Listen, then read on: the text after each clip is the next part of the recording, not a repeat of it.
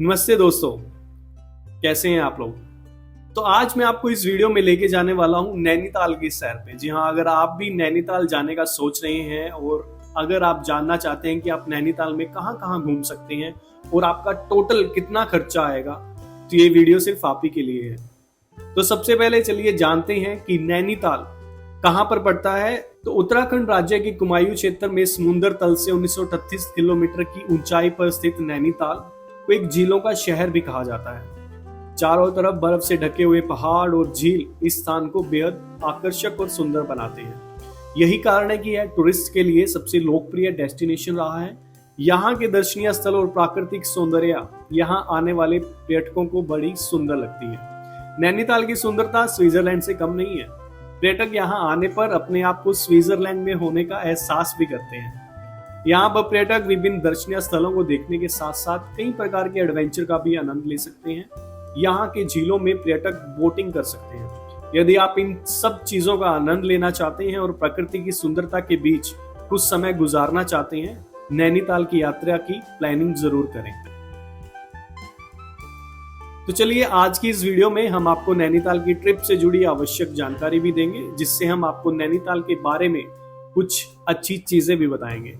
तो चलिए वीडियो शुरू करते हैं। अगर अभी तक आपने हमारे चैनल को सब्सक्राइब नहीं किया तो चैनल को सब्सक्राइब कर लीजिए।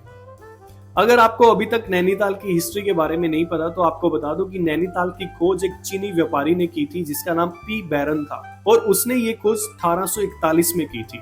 उस समय यह एंग्लो नेपाली युद्ध के बाद ब्रिटिश शासन के अधीन आ गया था। उस समय नैनीताल की खोज की खबर कोलकाता के एक अंग्रेजी अखबार में भी छपी थी। नैनीताल में नैनी झील, नैना देवी मंदिर, कैंची धाम जैसे विभिन्न धार्मिक स्थल हैं। यही कारण है कि नैनीताल घूमने लायक जगह में से सबसे ज्यादा मन पसंदीदा जगह है। अगर मैं नैनीताल की और बात करूं तो नैनीताल भारत के 51 शक्ति पीठों में से एक है। इसका अर्थ है द लेक ऑफ द आई। पुरानी कथाओं के अनुसार माना जाता है कि जब देवी सती की मृत्यु हो गई थी तो भगवान शिव उनके शव को लेकर तांडव करने लगे थे। उस समय भगवान विष्णु अपने सुदर्शन चक्कर से मां सती के 51 टुकड़े कर दिए थे और प्रत्येक टुकड़ा जहां जहां पर गिरा वहां पर एक शक्ति पीठ उत्पन्न हो गया। नैनीताल में मां सती की आंख अर्थात की नैन गिरे थे, इसलिए इस इलाके को नैनीताल के नाम से भी जाना जाने लगा। नैनीताल को उत्तरी और दक्षिण दो भागों में बांटा गया है। उत्तरी भाग को मल्लीताल और दक्षिणी भाग को तलीताल कहा गया है। तो चलिए अब बात कर लेते हैं नैनीताल के पर्यटन स्थलों की। सबसे पहले हम बात करेंगे नैनी झील की। नैनीताल की नैनी झील यहाँ के पर्यटक स्थलों में से सबसे ऊपर आता है। यह एक प्राकृतिक सुंदर झील है जो अर्धचंद्राकार आकृति में है। यह झील बर्फ से ढकी चोटियों से घिरी हुई है। यहाँ पर सुबह और सूर्यास्त के दौरान पर्यटक एक सुंदर दृश्य का लुत्फ उठा सकते हैं। यहाँ के शंकुधारी पेड़ यहाँ की सुंदरता को और भी ज्यादा बढ़ा देते हैं। तो चलिए अब चलते हैं दूसरे डेस्टिनेशन की तरफ, जिसका नाम है नैनीताल चिड़ियाघर। यदि आपको विभिन्न प्रकार के पशु पक्षी को देखने का शौक है तो आप नैनीताल चिड़ियाघर घूमने आ सकते हैं। यह चिड़ियाघर 2100 मीटर की ऊंचाई पर स्थित होने के कारण इसे ऊंचाई का चिड़ियाघर भी कहा जाता है। इस चिड़ियाघर को उत्तराखंड राज्य का सबसे पुराना चिड़ियाघर माना जाता है। चिड़ियाघर का निर्माण 1984 में नैनीताल के तल्लीताल क्षेत्र में शेर का डंडा पर्वत पर किया गया। हालांकि दर्शकों के लिए 1 जून 1995 को इसे खोला गया था। इस चिड़ियाघर में आप बंगाल टाइगर, तिब्बती भेड़िया, हिमालयन काला भालू, जापानी लंगूर, पहाड़ी तीतर, भौंकने वाला हिरन, तेंदुआ वे मैदानी गिद्ध जैसे कई प्रकार के पशु पक्षी आप इस चिड़ियाघर में देख सकते हैं। अगर मैं चिड़ियाघर के टाइमिंग की बात करूं तो चिड़ियाघर में प्रवेश का समय सुबह 10 बजे से शाम 4:30 बजे तक है। यह नैनीताल के बस स्टैंड से मात्र 2 किलोमीटर की दूरी पर स्थित है। आप चाहे तो यहाँ पैदल भी 10 से 20 मिनट में पहुंच सकते हैं, वरना आप किसी भी प्रकार के वाहन की सवारी ले सकते हैं। तो चलिए अब बात कर लेते हैं नैनीताल के सबसे ज्यादा देखने वाली चीज की। जी हाँ, अब हम बात करने वाले हैं माल रोड की। नैनीताल में स्थित माल रोड एक प्रसिद्ध बाजार भी है जहां पर नैनीताल आने वाले पर्यटकों की काफी भीड़ रहती है। इस मार्ग पर काफी सुंदर चीजों की दुकानें, मॉल, रेस्टोरेंट्स आदि बड़ी मात्रा में है। नैनीताल के बाजारों में अलग अलग प्रकार की सुंदर मोमबत्तियां काफी मात्रा में बेची जाती हैं और यहाँ आने वाले पर्यटक याद के रूप में इस मोमबत्ती को जरूर खरीदते हैं। यहाँ के सड़कों पर आपको कई सुंदर सुंदर मोमबत्तियां दिख जाएंगी जिसे आप यहाँ की दुकानों से खरीद सकते हैं।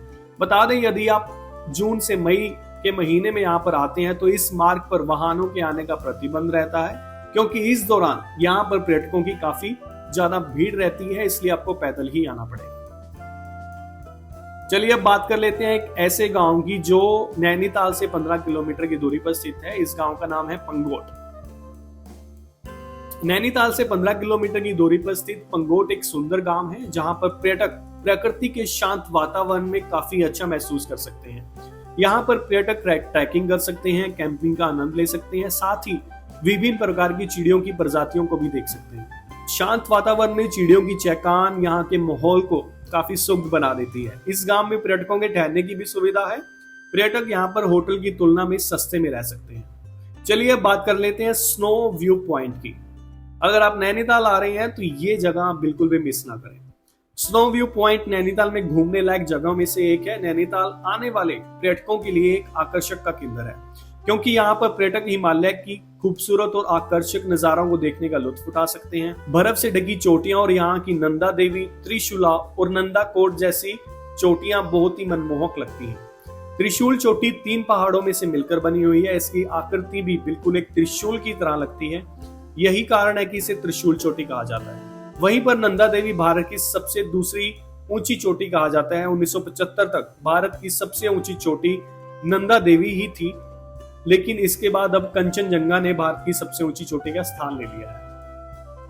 यकीन मानिए, आप नैनीताल आते हैं तो आपको इस जगह घूमने आना चाहिए। यहाँ पर आपको हिमालय के सुंदर पर्वत श्रृंखलाओं का बेहतरीन नजारा देखने को मिलेगा। स्नो व्यू पॉइंट नैनीताल शहर के मुख्य बस स्टैंड से लगभग 3 किलोमीटर की दूरी पर स्थित है। माल रोड से यहाँ पर केबल की सहायता से भी पहुंचा जा सकता है। यदि आप पहाड़ों के संकरे रास्ते पर चलने का आनंद लेना चाहते हैं तो आप पैदल भी यहाँ आ सकते हैं। चलिए अब आपको बता देते हैं कि नैनीताल घूमने का सबसे अच्छा समय कौन सा है।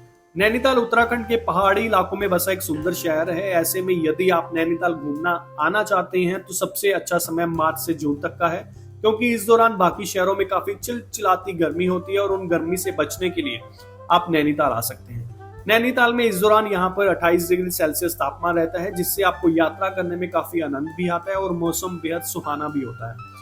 यदि आप बर्फ देखना चाहते हैं तो दिसंबर से फरवरी के बीच भी आ सकते हैं। इस दौरान यहाँ पर काफी बर्फ भी गिरती है और पहाड़ बर्फ से ढक जाते हैं। इस दौरान स्नो का आनंद उठा सकते हैं, लेकिन इस दौरान यहाँ पर ठंड काफी ज्यादा होती है, जो तापमान लगभग 0 से भी नीचे चला जाता है। देखा जाए तो नैनीताल की यात्रा साल के किसी भी महीने में कर सकते हैं, लेकिन जुलाई से सितंबर के महीने में यहाँ की यात्रा करते वक्त काफी सावधानी बरतनी चाहिए, क्योंकि बरसात के मौसम के दौरान यहाँ पर सड़कों पर बर्फ गिरने से कई बार रास्ता बंद हो जाता है, जो आपकी यात्रा में अवरोध पैदा कर सकता है।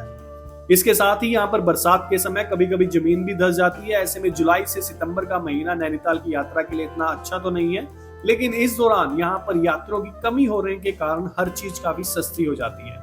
ऐसे में यदि आपका बजट कम है तो आप इस दौरान भी यहाँ की यात्रा करने आ सकते हैं। आशा करता हूँ आपको ये वीडियो पसंद आई होगी। अगर आप ऐसी और वीडियोस देखना चाहते हैं तो मेरे चैनल को भी सब्सक्राइब कर लीजिए। धन्यवाद।